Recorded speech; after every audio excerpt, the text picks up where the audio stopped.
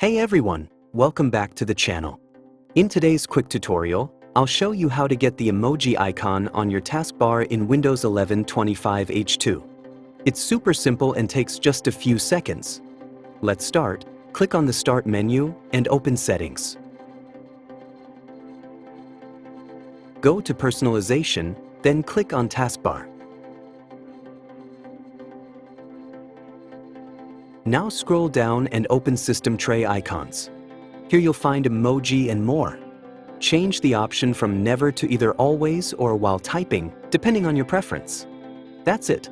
Now the emoji icon will appear on your taskbar, and you can quickly access emojis anytime you need.